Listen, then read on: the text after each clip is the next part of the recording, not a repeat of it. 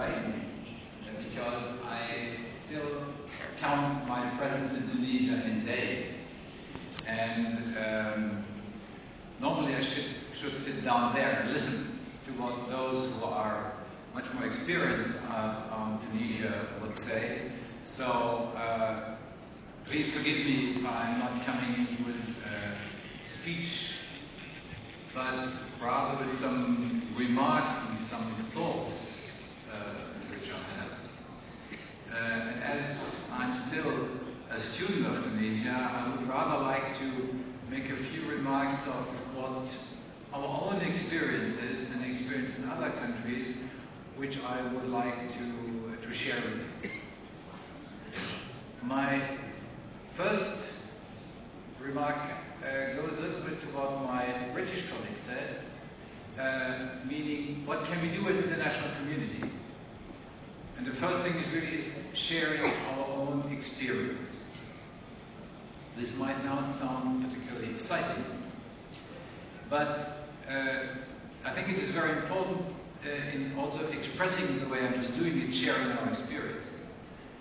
Because the experience of something which we were doing in Germany might perfectly well work in my country, but maybe not in Tunisia.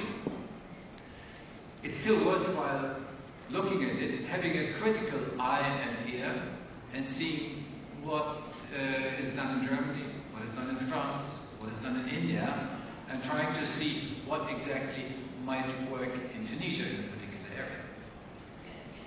So my country tried to offer a few areas where we think, from our perspective, we can share some of our experience, but again with a view of offering you opportunities.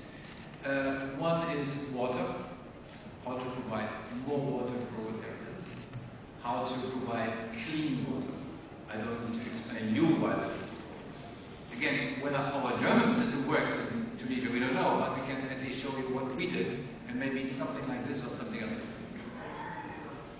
Another issue is creating jobs, which is important for all of us. Our experience, I must say, is that jobs are not created by the state. Jobs are created by business. But how to do this? In Europe, we have one system. In Tunisia, we have another one. But in the end, jobs have to be there. And jobs have to be created by creating a system. Which is the right system for Tunisia? I don't know. I would be curious and fascinated to hear from you. So we can only offer our own experience. Renewable energy is another area. In my country, we don't have so much energy resources anymore. Coal is gone. There's a lot of water, luckily. Not so much sun, as you know. A lot of wind. So people would say, let's try this. Wind works beautifully in the North Sea. I'm not sure to what extent it works in Tunisia, but it shows an example where we can do something and provide energy without importing a lot of energy from outside. How important this may be in the case of my country, you can see on the discussion on Ukraine, because we export a lot of energy from Russia. And other areas also in which we will work.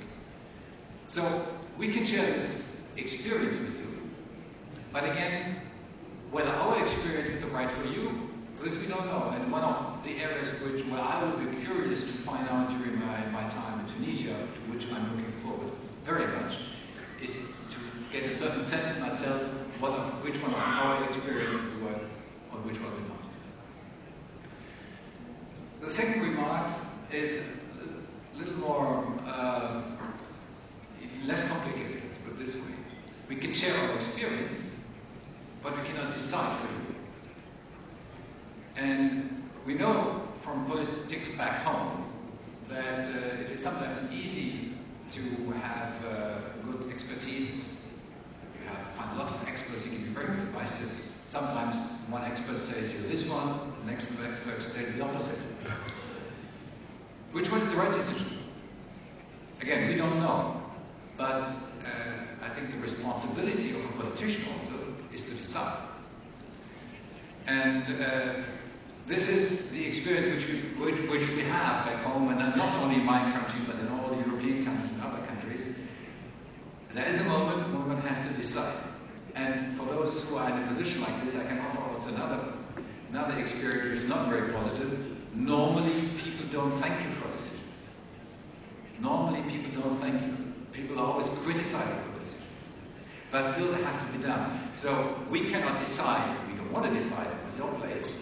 But we can just offer the experience and maybe consolations if someone said, "Oh, I took a decision and I got so heavily criticized."